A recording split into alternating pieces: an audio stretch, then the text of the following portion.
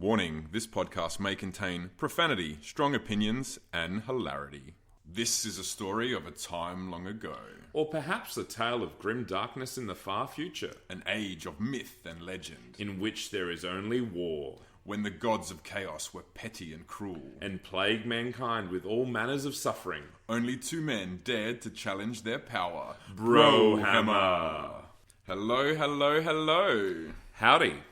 Welcome to the first, hopefully of many, episodes of Brohammer, a Warhammer podcast. Fingers crossed.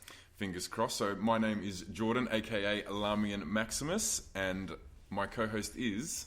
Jared. No nickname here as of yet, but we'll see how that goes based on how much I learn and know. Yeah, we're working on that one. So essentially, my goal here, or our goal rather, is to create another podcast to have under your belt to act as a bit of painting and hobby background noise, because most of us hobbyists are always on the lookout for good quality background noise to play with our models. And drown out the noise of paintbrushes being rattled around in a paint pot. Yeah, all that, a couple of laughs here and there, a bit of current event chat, Essentially what we're after here is just a little bit of a fun rant regarding hobby... Obsession, of course, news of late. Nothing too serious. There'll be no stat talk or dice rolling talk here, although we do play. But numbers do confuse me, so that's a bonus. They do confuse you, but you are good on the table, I must say. I have to give that to you. He's quite good on the table, is our co-host here. A little bit about ourselves to begin with. As I said, my name is Jordan, aka Lamian Maximus. You can find me on Instagram for all your hobby needs. And my co-host here is... Jared.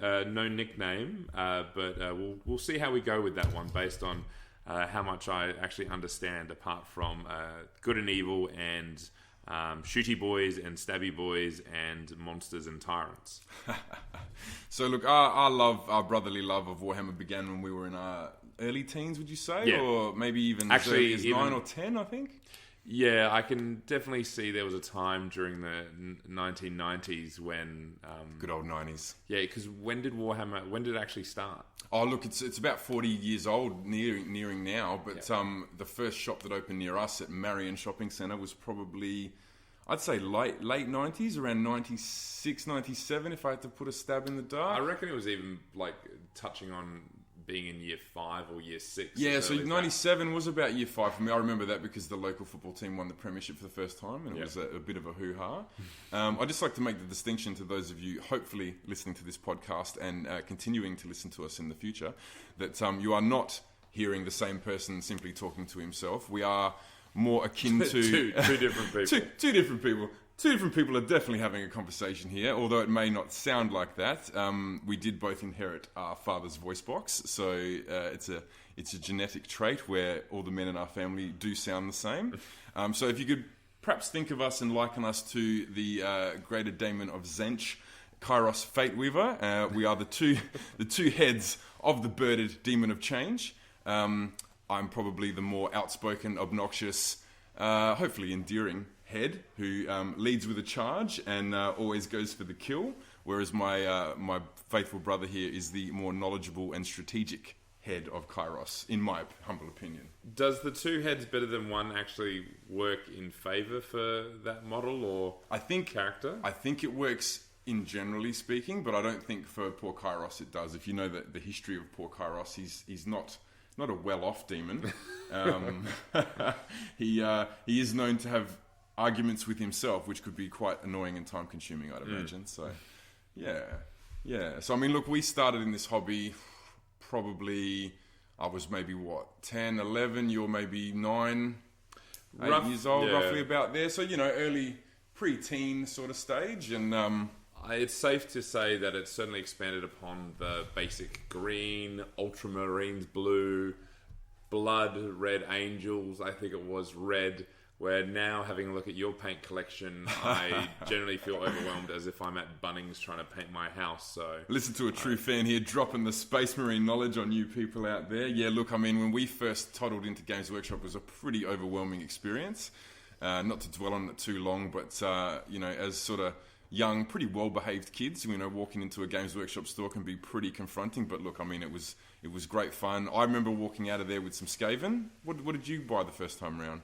I think I actually went with the Blood Angels. I remember having the pack of maybe 6 or 7, and that blindsided idea of, I can paint like those that are in the window, and then getting home and then seeing the instructions. It's kind of like one of those memes going around as how to draw an owl. It's like first draw a circle, then add the shading, and so I have I think a fond respect from afar because of the time and effort that it takes. But certainly in those early years, it was something that I think now and just go, God, it was nice of our parents just to even entertain the thought that we would be modelers at this scale.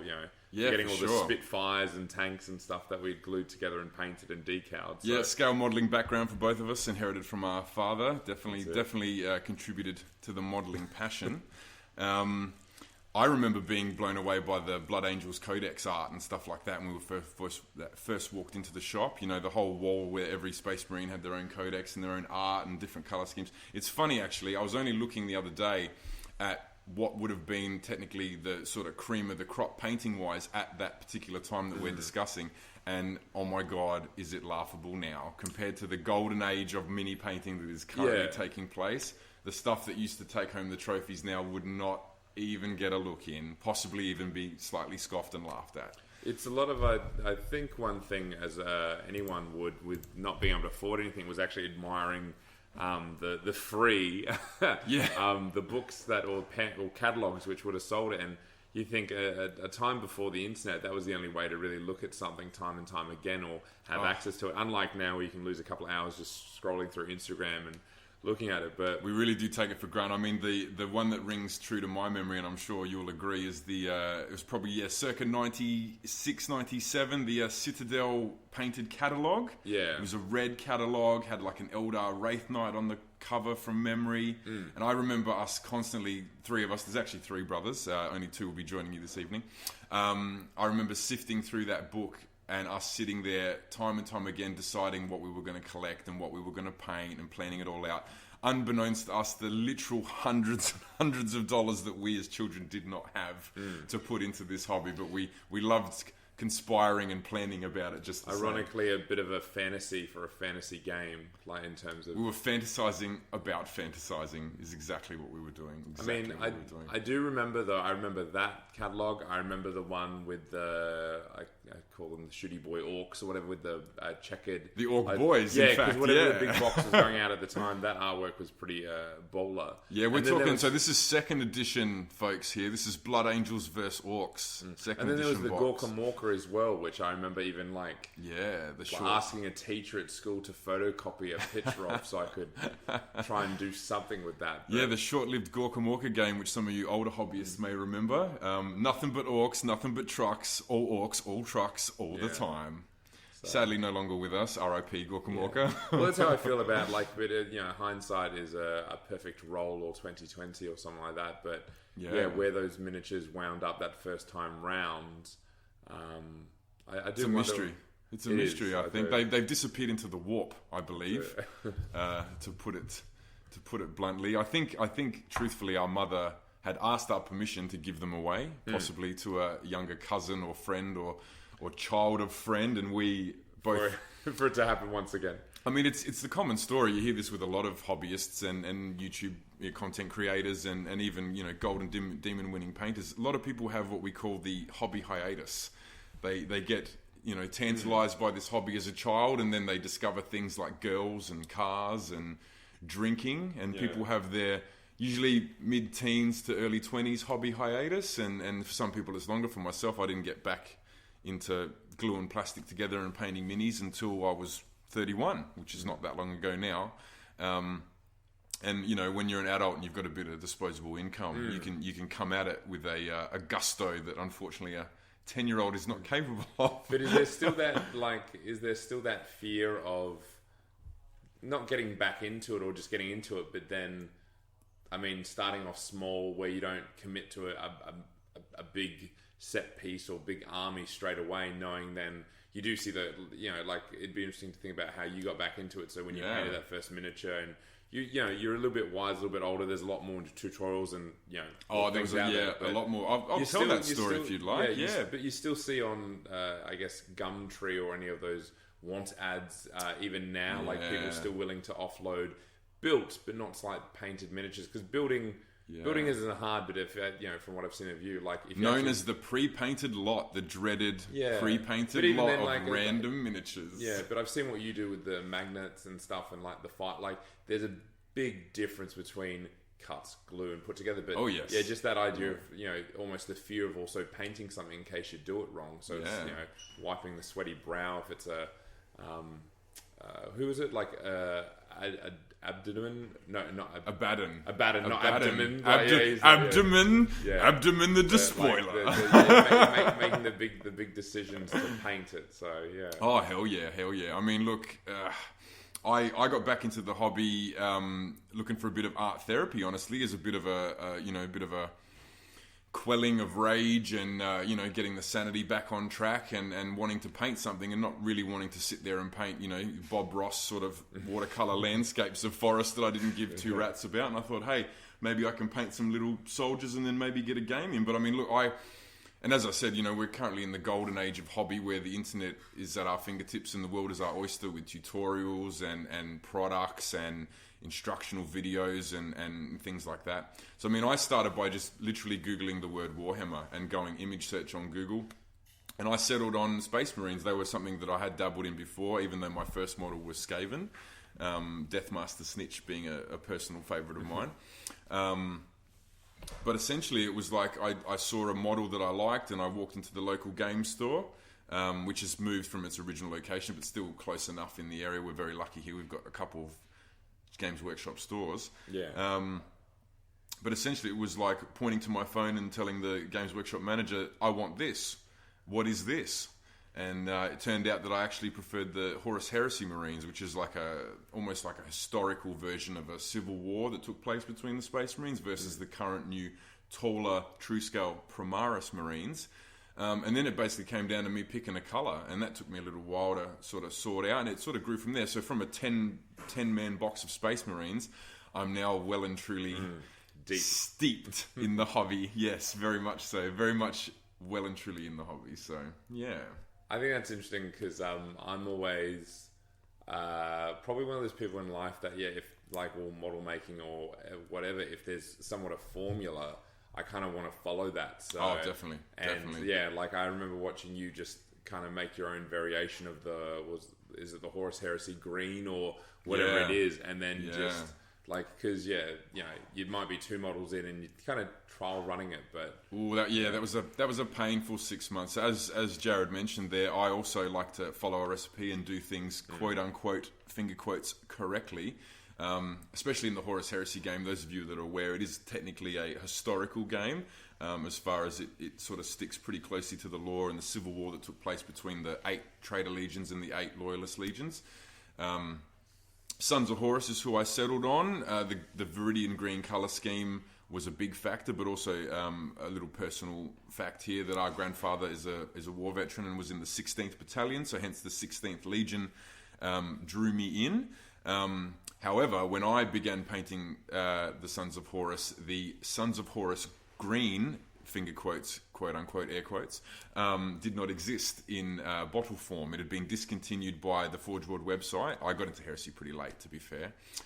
So I had to then, step into the lab and do a bit of mixing. And it took me probably a good 6 months to crack what I believe to be the correct Sons of Horus green. So is there a Sons of Horus green now? There is now, after I finished painting my painstaking first squad that was stripped a total of 3 times because I could not get this Viridian green. Those colour art nerds out there will know what I'm talking about. Viridian green is green, but on the bluer side of the spectrum.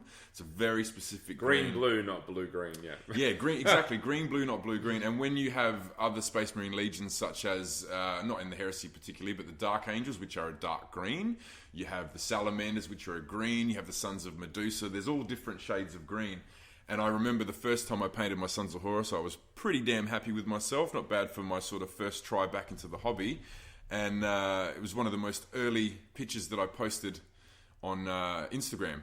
and I had a comment. The first comment I got on them was "great looking salamanders," and my heart just sunk through my chest because it meant that I did not achieve the visual, recognizable green of the Sons of Horus. So it was back to the drawing board. I like how that compliment the person wouldn't have known, or like, yeah, it was unintentionally. It's like they nice meant, color match. They meant well. Yeah. I'm going to name drop now. It was actually David Brains from the 30K channel. So initially, David Brains from the 30K channel. He's a big name in the Battle Report YouTube content creation world.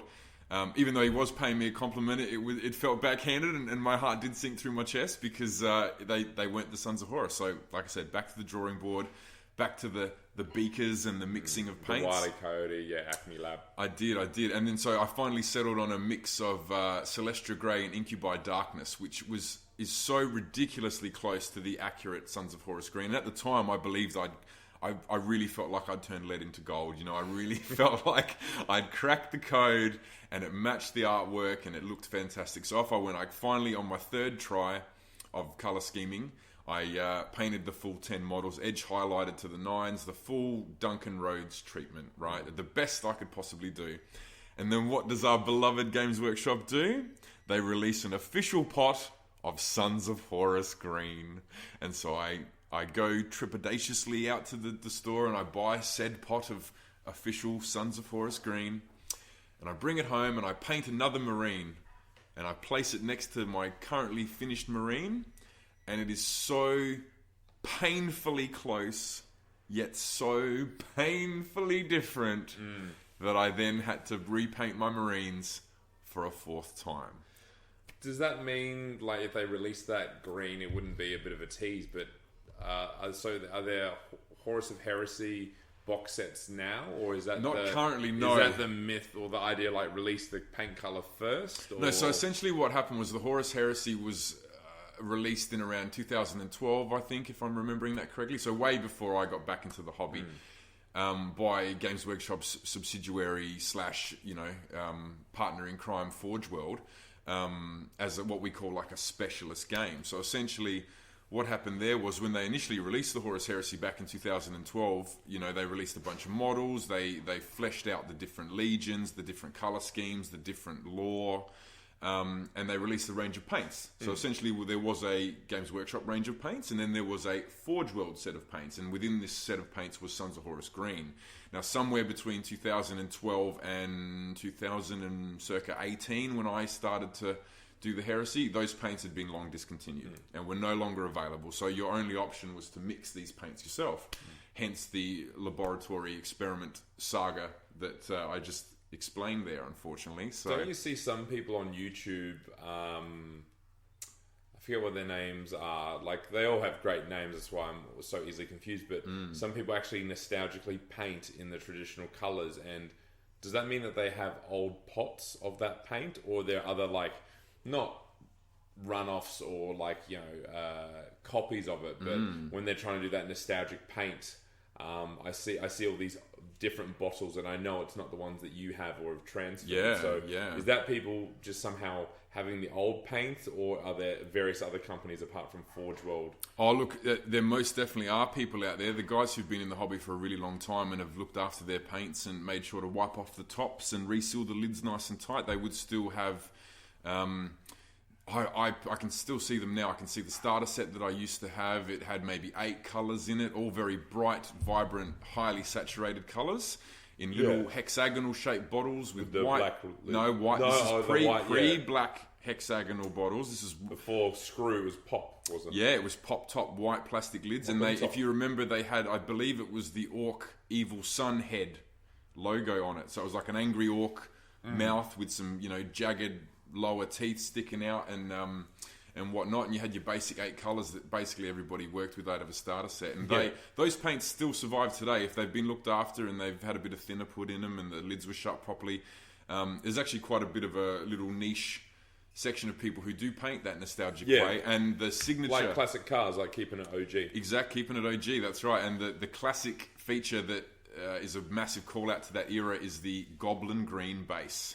So apparently, even though it was the grim darkness of the far future, everybody had all the battles took place. Skipping off to a picnic. Yeah, every battle took place on a beautifully mowed golf green. I can still see in the shop now these giant battles of Space Marines, and then even the Warhammer Fantasy battles. I can picture this giant... Yeah, their armor's beat up, and the hobby tanks or bikes or whatever are all smashed up, but then they've got this like lush... Hilarious. Imagine like 5,000 points of Bretonian Knights versus 5,000 points of Skaven playing on a perfectly mowed cricket pitch. I do remember seeing those battle report, or like, you know, the pictures of the battle reports, and that green does stand the out. Ancient White Dwarfs. Yeah, so I mean, we're currently running through the history of paint here, so we may as well keep with it. So then, after those pots came the clear hexagonal pots with the black lids, which I still... Oh no, it's dried up now. I use it as a miniature holder. I stick blue tack on it and paint it for nostalgia. But they still get around. A lot of people still use those paints. I actually feel a bit sorry for the people who rely on those old colours and inks because, obviously they're not in production anymore. But there's a bit of a black market underground syndicate of people who buy and trade them on eBay, and they still get around. Occasionally on Instagram, I'll see a looking for post for an ancient, discontinued, Citadel paint that somebody needs. I remember them when after like those early 90s, went back, and slightly after, I remember ordering online, and it took forever to arrive. When Fellowship of the Ring came out, I bought a little pack of Goblins versus Gondorians, and had a crack at that, and kind of watched that from afar. But that was it. And then years later, just getting a little... I think when Tau had first come out, which now seems old hand now, but when they came out, I had a crack at them with their little drones, and was it Captain Oshava? And now when I watch you paint, I think about, still the amount of detail, but then just the amazing of highlighting and washing, when now I was trying to literally not paint in the cracks rather than the reverse engineering of it all. So I mean, the style of painting from then to now is chalk and cheese day and night. It's a whole new world. It's a whole new world. It's funny, Tau, the hot tip, the word on the street is that in the new 9th edition of 40k, which has only just been released with the current Indomitus box, Tau are going to have a bit of a resurgence, I think, by the sound of things. From what I hear on the street, word on the grapevine. Well, do they still have is it the Kroot? They do, the savages, that have been tamed, kind of Brave New World kind of thing, like that. That's how the Tau roll. When the Tau can't do something, they commandeer send in the Kroot. They send in the Kroot or the Vespid. Do you remember the Vespid? No. So the Vespid are almost like imagine if humans and bumblebees bred, and they created a sort of bug humanoid. Oh, I think I've hybrid. seen them, but I haven't paid attention. That shows how little I know. I still remember Chaos, Lizard Man, Skaven, but you're telling me now that they don't even go by those names due to various copyrights or whatever. The copyright wars. Unfortunately, anything owned by Disney or the Tolkien family is not to be messed with, unfortunately, because they have quite good legal representation from what I've been made aware. So. Yeah, but the Lord of the Rings still happens, though, isn't it does. I mean, Games Workshop has the Lord of the Rings licensing, so that's a separate, as the Horus Heresy is like a specialty game, mostly taken care of by Forge World. But I mean, the people who get into the hobby these days may not notice, but those who've stuck through it through the fantasy days would know that a Games Workshop does not produce dwarves anymore. They produce Duarden. Duarden, yes, and they don't make elves anymore. They make Aelves. So they've just removed some letters. And essentially, like I said, another example in 40k, buying a can of Coke, but instead buying a can of kook. That, putting a different emphasis on the different syllable keeps you out of the legal hot water, as it would. I'm still getting over the idea that Warhammer no longer has square bases, which I was just enjoy the idea of putting them in their little regiments where they're all touching bases, and then having little stacker shuffler thing move around, but now they're all circular regardless. You got to get with the times, Jared. That's what we used to call the old rank and flank system in the Warhammer Fantasy, which went out of date about 5 years ago now, I think, when Age of Sigmar. And me personally, just from an aesthetic point of view, I do prefer the round bases, as a lot of people do. You can still play with the old models, with the squares? Oh, look, I mean, most of them are still supported. Some armies have been given what we like to call legendary status, which means they are no longer supported in the rules. But I mean, essentially, playing at your house with a beer and pretzel friends game, you can do what you want. But slinging dice. As most people would know, that they are sort of teasing us with a flavourful game that's up and coming called The Old World, which will hopefully, we don't know for sure if it'll be a different scale or a different game system, but essentially a lot of people are hanging out on the hope that The Old World will essentially be like the Horus Heresy of Age of Sigmar, which focuses on the Age of Myth, which is in a sense the Warhammer fantasy world that was. The world that was is how it is referred to. Yeah, so... Yeah, so look, I mean, as you've probably gathered from our little, rant here, we like to chat about Warhammer. We like to play Warhammer. I've only very recently got into gaming. I was more of solely a painter. I was all in it for the likes and the Insta love. But recently, I've got the dice fever. I still consider myself to be a painter who plays, as opposed to a player who paints, or a player who doesn't paint, for that matter. So I mean, we play Kill Team, we play Age of Sigmar, and we hopefully will be branching into sort of bigger games as the collections grow. So yeah, and Heresy is obviously where I'm aiming, but Heresy is notoriously famous for massive point armies that take quite a bit of time to paint and have to be painted to quite a good standard. Is generally no pressure. No pressure. Well, I mean, some pressure, because the heresy gamers, have very astute tastes and have quite high standards as to what they will and won't accept into a narrative heresy tournament, which I do respect, because I find it more fun and immersive when everything is beautifully painted. That's not to say I won't play someone with grey plastic, or maybe a half-finished army and that sort of thing. There's no snobbery about it, but you won't be entering any Horus Heresy tournaments with prejudice based on plastic. I love that. Definitely. It's there is definitely status to it, and there are those out there who will simply refuse to play an unpainted army, and I do respect that. I do, because it's an immersive thing. If you bring something that you've spent hours, weeks, months, even years painting, and plop it on a beautifully painted and scenery-filled table, only to then get crushed by, plastic nagash or God knows what, something like that. It can be quite upsetting. But, yeah, I mean, it's just the way it is. It's just the way it is, yeah. I just then imagine, like, someone, and it all does come down to the rules and stats, but, like, yeah, I mean, a game is still a game, but so... like perfectly painted army and then being destroyed by like technically something that you can see the glue run off, or it's man. I've not experienced it myself, but I've heard all the stories, man. Like grown men in Games Workshop stores with armies that they spent 2-3 years painting, beautifully painted Astra Militarum. Another one that suffered from the legality purge. No, they're still around, but they suffered from the name change legality purge, formerly known as the Imperial Guard. And as those of you out there who may know, that the Imperial Guard is also a reference to Star Wars.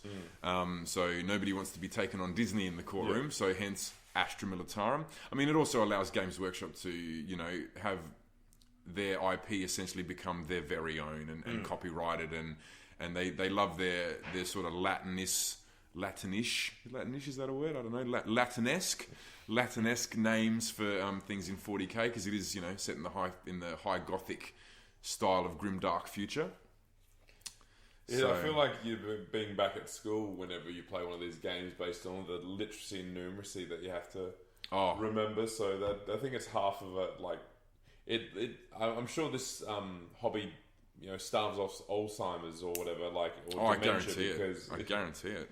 Like there's the painting, the building, might make you go blind though, I guess, with all the squinting. But yeah, I feel like there would definitely be an age cap on how long you can paint with the shakes, arthritis, eyesight, all the rest of it, etc. But I do appreciate whenever I watch a game online, just from observation, just the Rain Man-esque stats numbers that people throw down. But that's the skill and the art of actually being, say for instance, a great dungeon master in D&D to, well, clearly knowing your hats off to dungeon masters everywhere and the work that you do. You make the world a better place. But yeah, I mean, it comes down to intelligence to some sense, but yeah, just basically memory retention. I mean, like for example, my current projects, I've got 2 armies on the go at the moment in 2 different games, and just trying to learn your own rules, let alone knowing where your opponent's going to be coming from a strategic point. Yeah.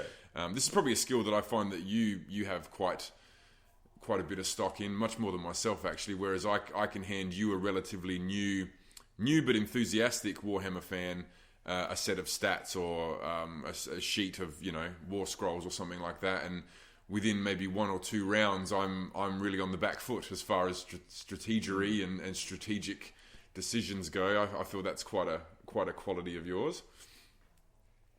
Yeah, I think that comes down to just always, because I like the short quickness of the Horus of Heresy games, trying one strategy one time. And sorry, Jared, that's the Horus Heresy. I'll have to correct you there the stress to save future ridicule. Yeah, that's it. I like that the game is relatively over quite quickly. So if you've made a bad mistake or a poor decision or something like that. Oh, you're referring to the Betrayal at Kauth game that we played initially. Yeah, I failed to mention that. Yeah, so the Betrayal at Kauth is actually the first war game that I ever played with Jared, given that it was a more, they call that a gateway game, so more of a board game version of like Space Hulk, which you've also played in the past. So that's more of a sort of, but even that, it still contains a lot of strategy, still contains a lot of dice rolling and counting and not so much measuring in a hex-based game. That comes in later with the the free-form games, but I mean, that still took us a decent amount of time to learn and feel like that we were playing correctly and balanced and not fluffing up the rules and the like. So, All right, so I mean, that's a little bit about us and where we come from in the hobby, where we currently sit. We'll now move on to, I guess, what would hopefully in the future be referenced as sort of a hobby bench. I like to think I'm a pretty avid, keen hobbyist. Obsessive is probably the more accurate word, but I find that that's probably the description for most of us who really sort of delve in and dive into this hobby. So, I mean, aside from the grind that is my 2,500 point Horus Heresy army of Sons of Horus, which is taking me quite some time due to the paint scheme that I chose and the painting style that I chose, which you can check out at Lamian_Maximus on Instagram. See you there. Good name drop. Oh, look, I do love to just chat with the public. I mean, honestly, I get nothing out of it. I make no money from it. I love to comment on great artwork. I love to have my artwork commented on. I love to swap paint recipes with other, budding artists. I love to answer questions of people who are just getting into the hobby, because it was only myself a couple of, not even 2 years ago, where I was just asking questions and trying to soak up hobby content like a ravenous madman, just to, get as good as I can, as quick as I can. So yeah, and I mean, I've got a second army on the go too in a new system, a new system for me, Age of Sigmar, which is a Caradron Overlords army, which I've gone into quite heavily, if I do say so myself. As I can see. Yeah, so as we record this, we are still technically in the the height of the global pandemic of COVID-19. Luckily for us, though, we're in a very safe, very closed off section of southern Australia, where the local government acted extremely quickly after the breakout and shut our borders down. So we have, I think, currently 0 active cases at the moment. So and continuing touchwood. So what are we now? Nearly kicking off into August 2020. We are COVID free here in Adelaide. So I'd invite you over, but you're not allowed in, unfortunately, for you. I do like the community based. From what I see, because of algorithms and stuff, I look at one thing and then I do go and see other people when they're painting in their hobbies, but just the sense of online presence. But I can only imagine what people must be feeling with the withdrawals of actually going into stores where you're not allowed to be, and respectfully so, due to current circumstances. Oh, look, I mean, for a long time then, when it kicked off, the Games Workshop doors were bolted shut. I mean, production, retail stores, the whole shebang. Even now, I was only at my local store just this afternoon, and still not allowed to play in the store, still not allowed to paint in the store, still a limit on bodies in the store, and 1.5. We're trying to be responsible here, even though we are, as I said, very lucky and very safe. At this point in time, unfortunately, it's not the case all over Australia. Just in our little pocket, we've managed to keep it together. Credit to the local government and the stringent sort of guidelines that have been put upon us, and the trick now is, I guess, to not get complacent. Anyway, don't want to go off on a COVID tangent. It's people listen to these things to escape and get away from the current world events, but essentially the way it's working at the moment, from what I read and see online, is that nobody's really played games of any of the game systems to their fullest at the moment. There's been new releases since COVID hit. There's been new battle tomes and codexes released, but nobody's really been able to put them to the test yet. And it takes a while for, what's the new edition that's out? Well, 9th edition just dropped. I mean, and sort of fun fact here, I believe, maybe with the exception of New Zealand, because they've got their shit together quite well as well, as far as COVID goes, and keeping the borders locked down and isolation and stuff like that. But I believe it's either going to be us here this coming weekend, the 1st of August. In Adelaide, we have a 40k tournament where it's going to be completely 9th edition 40k tournament. That's the Cinderfall gaming tournament.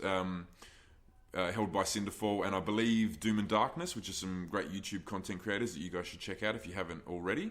And we've also, on the same night, unfortunately, which is very, very upsetting to me because I would love to attend both, but on the same night, I will be attending a Age of Sigmar tournament as well. Where's that? Hang on, I've completely mucked that up. So sorry, Cinderfall and Doom and Darkness are holding the Age of Sigmar tournament, and I have no idea who's holding the 40k tournament. So I guess I will be going, sorry, a bit of a brain fart there, but I will be attending the Cinderfall Doom and Darkness tournament as a observer. Just to basically see my first proper tournament games of Age of Sigmar play, which I'm quite excited about. No participation just yet. My army is far from finished. But I want to get a vibe for it. I want to get a feel for it. I want to see if it's even something I want to do. Because, I mean, I probably see myself coming under the heading of narrative gamer versus, power gamer or even tournament gamer. Not to say that tournament gamers aren't narrative as well. But, there's the win at all costs sort of dick kicker cheese list, would be, say, a 10 on that sort of spectrum.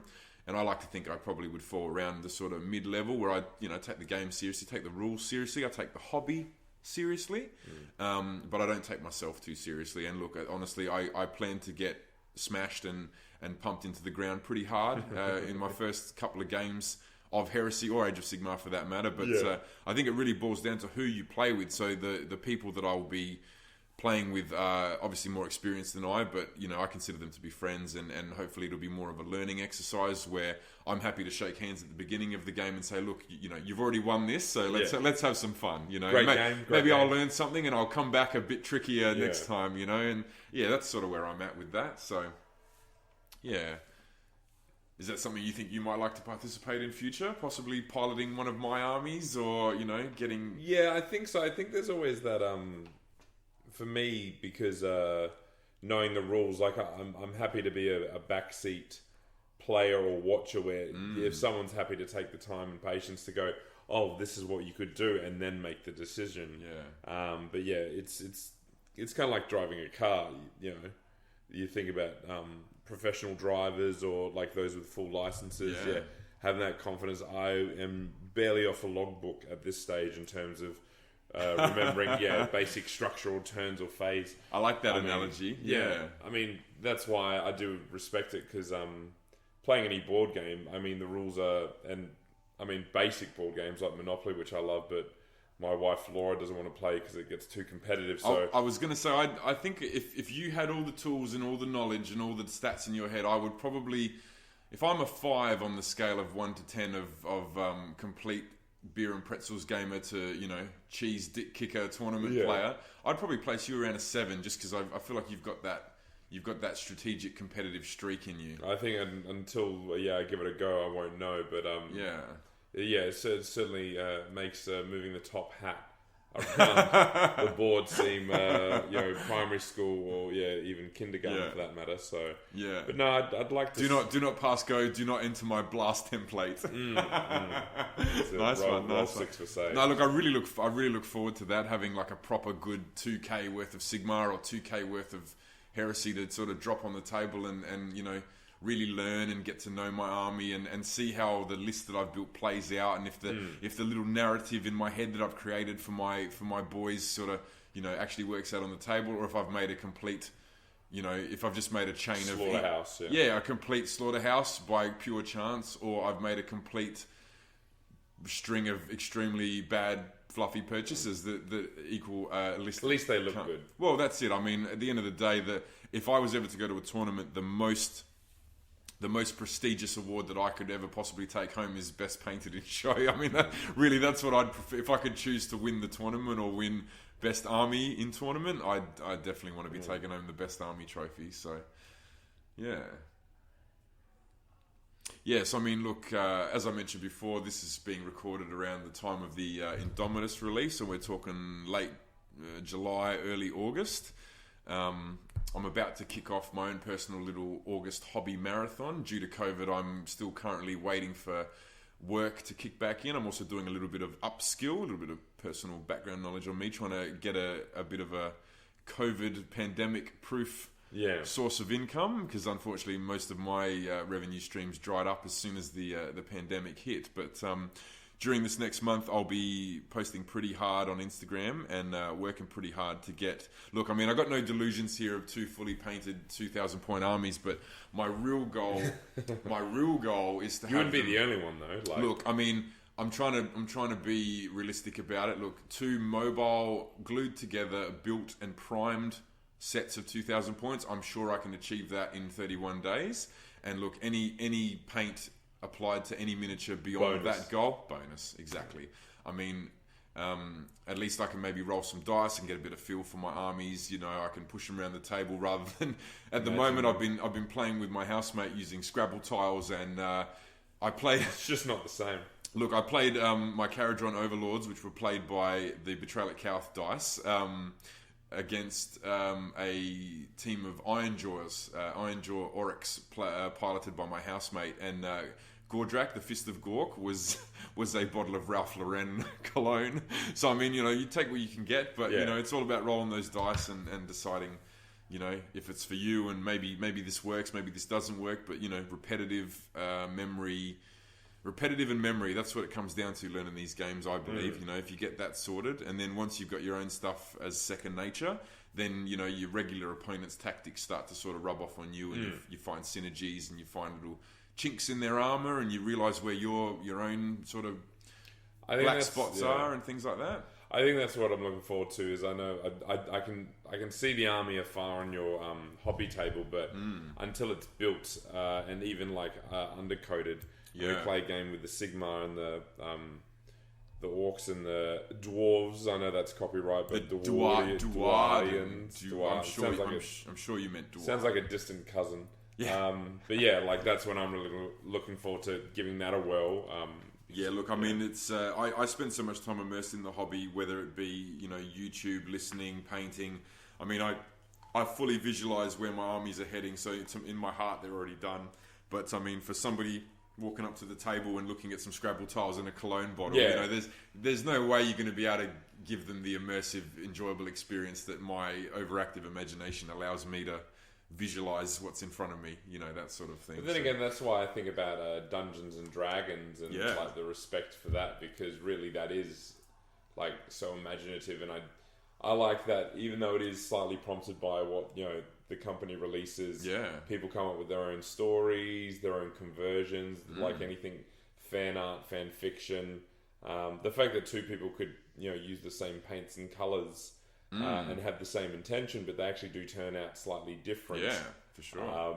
That's what I think I really appreciate about it from artistic, but gameplay as well. Well, look, I mean, I don't claim to know anything about Dungeons and Dragons. I've never actually played it, but I do know, just from purely scrolling around on Instagram, that miniature figurines and dungeon tiles and scenery, almost to a small Warhammer scale, is now part of Dungeons and Dragons. So, have you ever actually played Dungeons and Dragons? I don't think I've ever asked you this. Yeah, I've played it once or twice with a friend who was a closeted dungeon master. And he was Canadian. And I think he was like back in the 80s and stuff. So that was a nice little resurgence of that. And I know that for Stranger Things and that kind of did help have people interested. As a teacher, I actually see kids talk about it and play it at recess and lunch, which I think is great. So that is great. I mean, I know I've heard on multiple occasions that apparently a lot of people can attribute The Big Bang Theory, the television show, to removing a lot of the stigma of nerddom and essentially making being a nerd cool. I mean, the Marvel movies, for starters, things that really a lot of people would have thought were pretty nerdy, going to stereotype here, but black t-shirt, basement dwelling, soap dodging types of activities, are now billion-dollar movie franchises and things like that a lot of people are starting to get into and feel that immersion. Yeah, but I just think like with any hobby, it's that community. Like I see the comments and the conversations that you have, and it's nothing but positivity, which in a way is still a great bit of pack mentality, because no one, unless it is being critiqued professionally, why criticize someone? But I do like that about the idea of like building confidence and going to the local store, supporting what I would dare say is a local,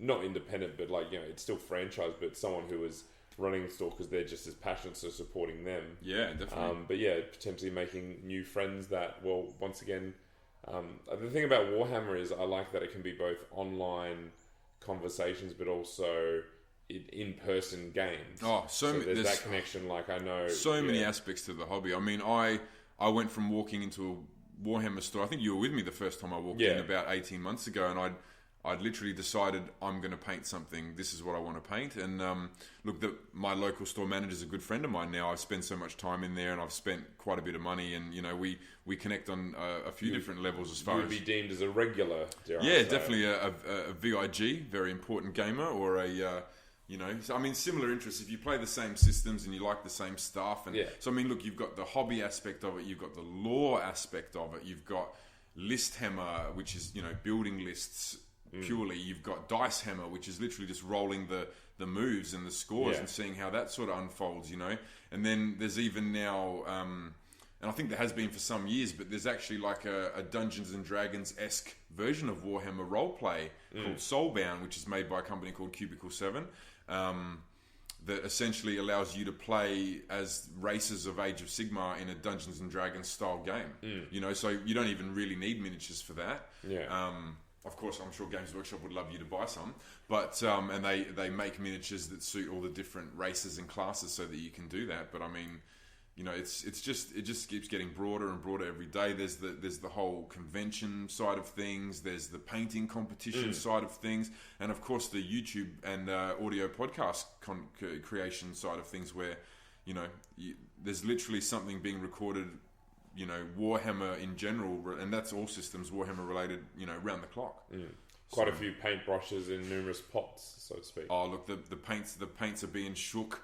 The brushes are being brushed. The paint's being slung. The glue's being glued. It's non-stop, and I mean, and Games Workshop, bless them, they keep us on our toes with their FOMO, which is another topic that I wanted to discuss. Just being that it is the timely release of 9th, and that we're about to kick off with the first local tournament here in Adelaide.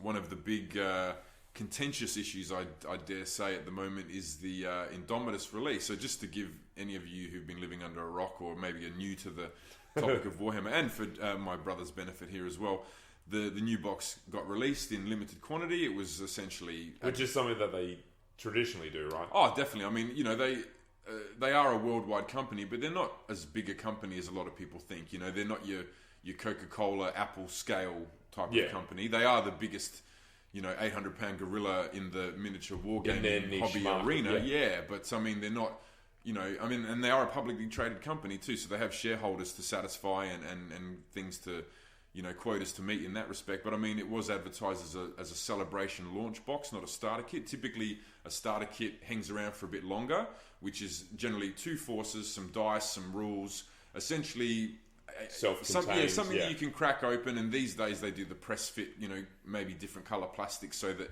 if you were to give it to, say, your 11-year-old on Christmas morning, he could, if he was, quite good, he could snap a few models together and maybe roll some dice by the afternoon. In hindsight, I like that idea of, even though we talked about it beforehand, being around that age, I think... Oh, that would have been great if we had that when we were kids. Yeah, sure. But then also, there's that beauty of ignorance of going, oh, cool, they look cool, but then, I have to read this 40-page book or understand it. So there would have been some imaginary games going on as to you roll a 6, you killed me, cool. So I mean, much like now, when I initially got into the hobby, back in the days of the Games Workshop Marion in the early 90s, that was our local store, walking into the giant wall of red blister packs filled with white pewter metal. For me, it was always Skaven at the start. It was Rat Ogres, it was Deathmaster Snitch, it was the Assassins, it was the Gutter Runners, the Clan Eshin Assassins, that sort of stuff. I just couldn't have given 2 shits about playing the actual game. It was about the cool little soldiers, it was about the paints, it was about sitting there and crafting and you played way more than I did when we were kids. Yeah, I had a friend, high school friends who were quite into it and actually knew the rules and could, give you teaching, prompting games and things like that. So, but back to the was it Abominable Snowbox Dominus? The Abominable Snowbox. It's probably a good name for it. Actually, the Indomitus Crusade is the current campaign. So, the Necrons have made a resurgence. See, I remember when they were new, when they first came out, and they were little Terminators with green shooty tubes. Yeah, look, and I mean they had stood the test of time, to varying opinions up until recently. I mean, this is the first new Necrons that Games Workshop has produced in a long time, and they are particularly good models. I've actually got a commission lined up from the new Indomitable Snowbox. To paint one for a display cabinet. So it looks like General Grievous or whatever. There is definitely a generally Grievous sort of robotic. 4 arms? No. Look, there's something with 4 arms. There's always something with 4 arms. In Age of Sigmar, there are skeletal Osiark Bone Reaper 4-arm characters, which have a bit of another Grievous sort of vibe. But these guys are very much the Terminator. Yeah. Very much, liquid metal, liquid metal, reanimation, self-healing.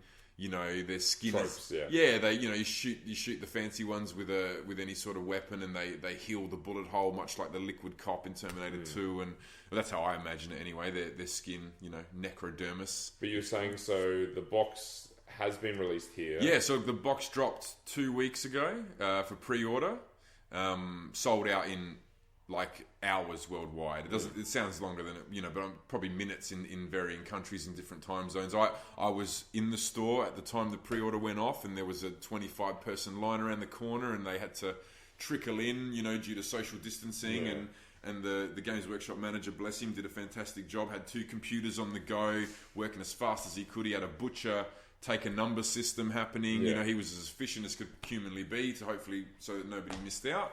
But unfortunately, there were those around the world who missed out, and this is sort of the real topic that I want to discuss with you here, just to get not an outsider's perspective, but a neutral, devil's advocate sort of perspective, because I have to admit I have my biases and I have quite strong opinions on this subject.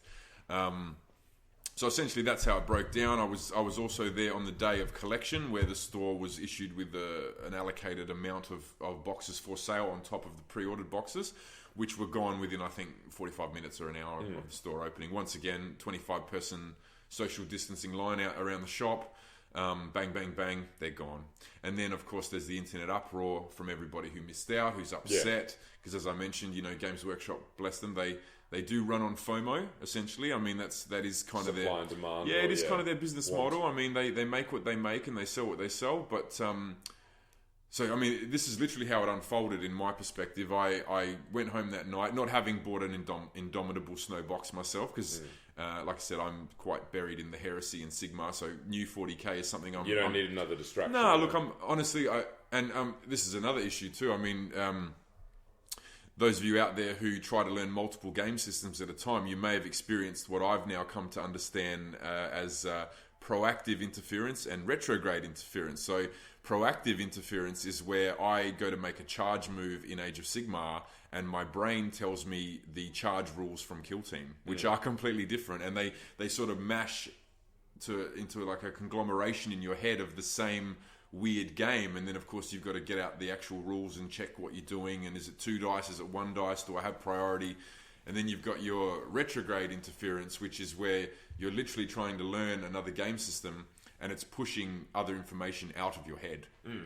You know, and I honestly, I may have gotten those 2 terms backwards. I'm pretty sure I got that correct, but it may... Well, that'd be ironic itself, wouldn't it, in terms of confusing them? I'm having proactive retrograde interference regarding proactive retrograde interference. So look, I mean, really, that's sort of beside the point, but I mean, the real thing I wanted to discuss, you know, before we wrap up with you here is, so essentially the day after the boxes were pre-ordered, sold, allocated, however you want to put it, the internet exploded. The uproar was ridiculous. The upheaval, the anger, the gnashing of teeth and rending of garments, and just the absolute, you know, disappointment that manifests in the emotional way that people deal with things on Facebook comments and things like that. And, you know, I saw multiple YouTubers and content creators say that, you know, this is it, this is how it is, and, you know, you got to get, it's quick and the dead, rah, rah, rah.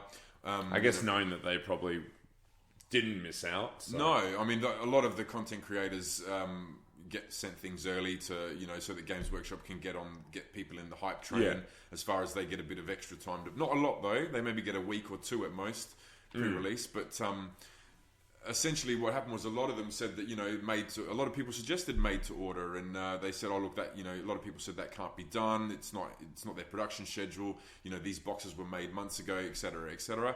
And then lo and behold, Games Workshop saw the uproar and the upheaval, and they, for the first time ever, I believe, created a made to order service for which they would then extend the creation of this once pre-limited, pre-ordered celebration box, which I personally think have they come out fantastic. And said anything about like not the reflection on that, but clearly we've heard you, but they can't release any sales numbers, but have they actually then gone, oh, this is actually a really good model to have for future releases? Or it's tricky. I mean, it is the first time they've done it. I mean, and we as the public, we all like to discuss these sorts of things and think that we have some sort of weight. I mean, Games Workshop's going to do what Games Workshop's going to do, and that's why I personally try not to chase the FOMO and the meta and that, because it generally just leads into anxiety and being upset.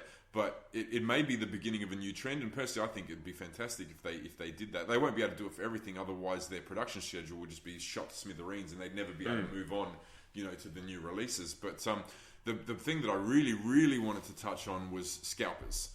So essentially, this was done because, you know, unfortunately, in this world, as any of you who've ever tried to buy VIP concert tickets or, you know, backstage passes for, you know, concerts and rock shows and gigs and things like that, unfortunately scalpers are a real fact of life, and unfortunately those people who have the means and you know, maybe not the compassion and consideration for their fellow man, you know, they jump on the website nice and early, they hit 20 into cart, and then they purchase, and then lo and behold, 19 of those boxes, or maybe even all 20 if they're really, you know, just in it for the scalper game, end up on eBay for twice. I've even seen up to 3-4 times the price, which I think is disgusting personally. It's interesting that I guess Games Workshop, or maybe they can't, but especially for online, that's why I still like it, because it is very much like a concert ticket kind of idea of, if you're there in person at a store, you know, is there a better chance? But you know, if you're not physically able, or in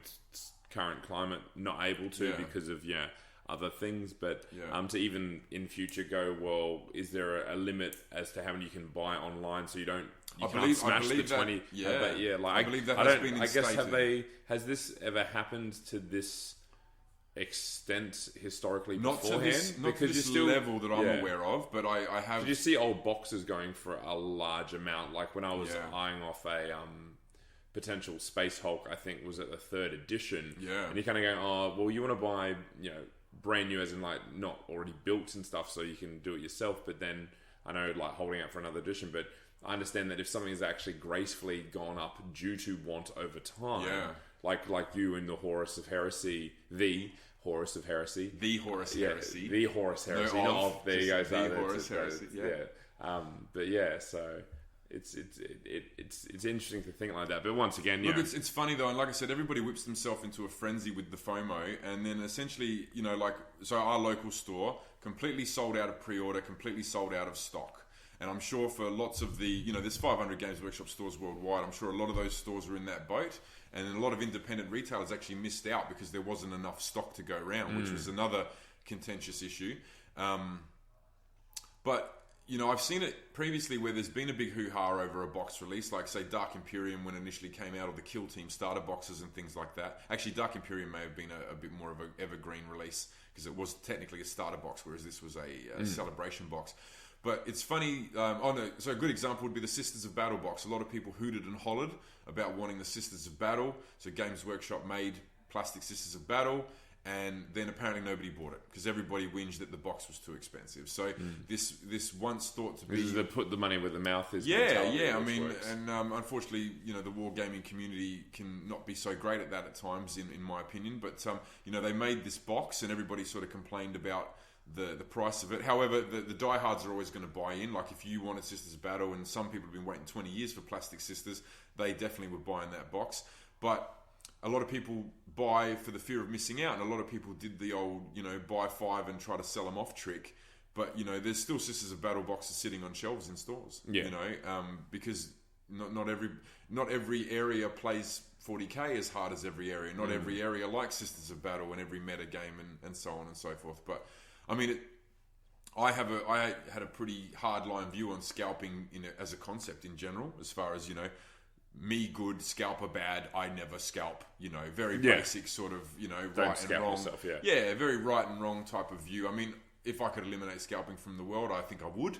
I think anyone would, wouldn't they? Well, other than scalpers maybe, but I mean, I've tried to be a little bit more, I've tried to be my own devil's advocate, say, and try to think of it from the other side of things. I mean, like anything, there is a first come, first serve, survival of the fittest element to the world. It's not always the nicest way to like I don't know if it happened elsewhere. I'm pretty sure it did based on, you know, current conversations, but, you know, toilet paper and not hand sanitizer, but toilet paper, and there's been some stories of that where people, and rightfully so, it's come back to bite them in their very own arse. Yeah, so. I mean, like, I'll elaborate on that slightly there because it's actually one of my most favourite recent event stories. So here in little old Radelaide, South Australia, when the coronavirus first hit, it was near impossible to buy a roll of toilet paper, as I'm sure it was in most parts of the world. You know, those from overseas who knew it was coming maybe told relatives and gave people the heads up, and hoarder's gonna hoard, man, you know. So some people did it, you know, still, I guess, selfishly, but, you know, out of self-preservation, that they didn't want to run out, and they have, you know, families, and they wanted to have a good stock of toilet paper. But there was one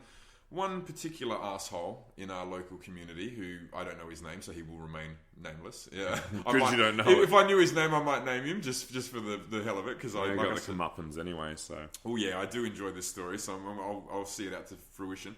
But so essentially, this particular individual had the means and the lack of compassion for his fellow man to essentially, and the fact that he was allowed to do it boggles me as well. How he executed this buying rampage is beyond me. But he essentially literally bought all the toilet paper that was available. So he would go, he or his constituents or his retinue or however he managed to do this, went into every available supermarket, etc., convenience store, service station, and bought all the toilet paper for the sole purpose of hoarding it and reselling it to his downtrodden, unwiped fellow man, which I think is disgusting. So for me, that's a huge, extreme example of scalping and the effect that it can have on the community. Obviously, toilet paper, much more of an essential commodity than little plastic shooty boys, plastic soldier men, and little plastic Terminator robots. But the part of the story that I really enjoyed, and the fact that I bring this up, is because the fact that Games Workshop looked at the situation and created the made-to-order system, even though it's going to take a while for the made-to-order people to get their boxes. And yes, they will have to wait, and no, they won't have it on the same day that the people who manage to pre-order will get it. But that'll change in the future then, if they stick to this. They will get it. They won't miss out. They'll still get the same box with the special edition markers and token and coin and you know, the fancy book with the fancy cover and all that. You know, I sound very patronising to them. I don't mean to be. Because you'd be right there going, well, I want that.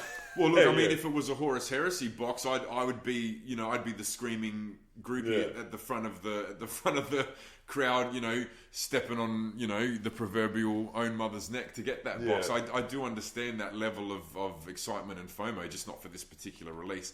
But I love so much that Games Workshop made a very quick decision, and for a big company who's, you know, generally quite slow moving and they've come a long way. Yeah, you know, normally these things take quite a lot of time, you know, releases and you know, print runs and stuff. So they really did obviously, you know, sit down and go, look, how are we going to deal with this? This scalping thing's not on. I mean, obviously they make their money either way. They sell their quota of boxes, shareholders are happy, life rolls on. But if the community's unhappy to this extent, it's just something that they felt they had to take care of. You know, and I do applaud them for that, because the gentleman I mentioned with the toilet paper before, when things started to get a bit more restocked and Adelaide restrictions eased, he was then left with, I like to imagine, like a Scrooge McDuck coin vault worth of toilet paper. That's you how could I still like to dive picture into it. But, yeah.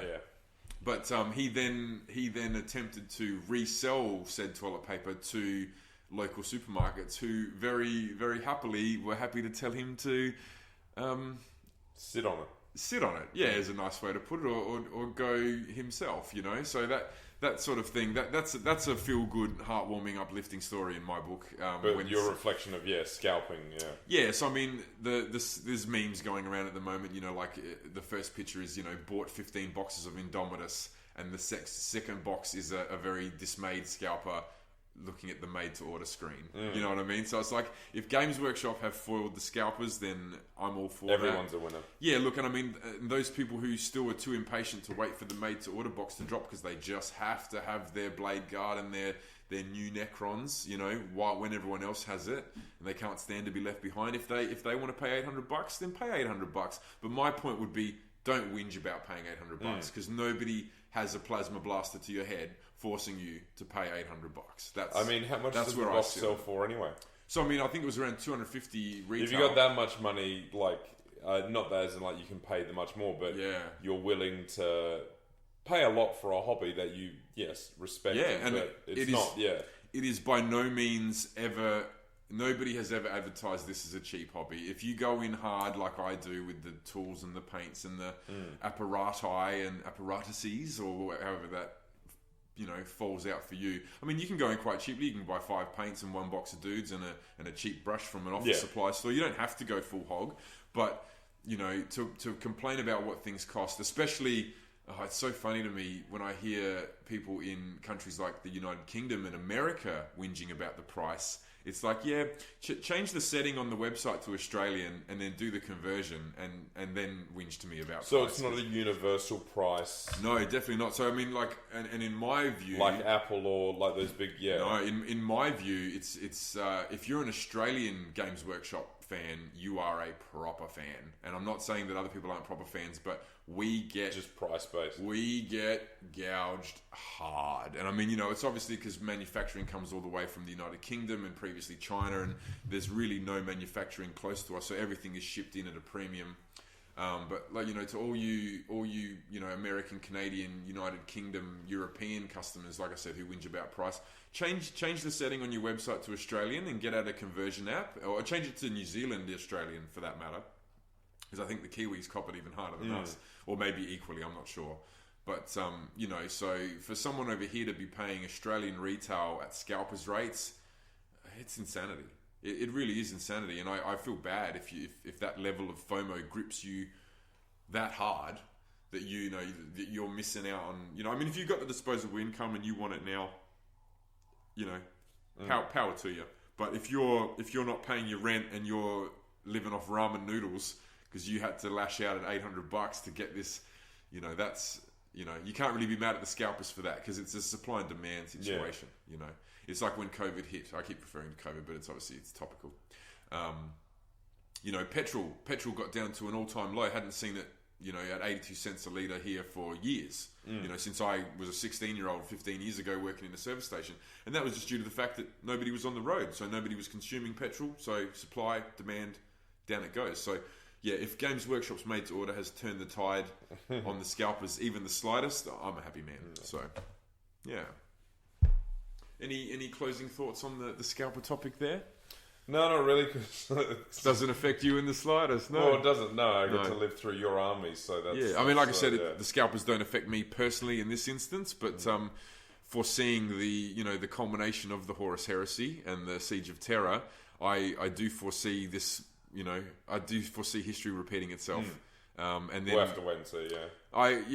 You can pretty much guarantee it for like a event of that sort of magnitude. But hopefully, you know, the made to order, or maybe Games Workshop will learn a lesson as far as quantities go. I mean, if they made out like bandits off this release, and they would have sold out of their complete first wave of stock, no doubt. So I mean, look, maybe they'll just make twice as much next time, or maybe they'll do a bit of maybe a pre-order survey. But I mean, you can't even really take that to the bank either, because a lot of people would say they would buy it. No, money down. no, money down. Yeah. You know, that sort of thing. So, yeah. So, look, I mean, I guess that'll probably wrap it up for our first little attempt here at the Brohammer Podcast. Thanks for listening if you've gotten this far. Thanks for listening. Keep safe, stay clean, sanitize your hands. Yeah. Any other public service messages you think we should pass on? No. Don't scalp. Don't scalp. Yeah. Be good to yourselves and each other, and try not to let that FOMO get you. All right, guys. I think we're going to leave it there. Love you, bro. Love you, bro.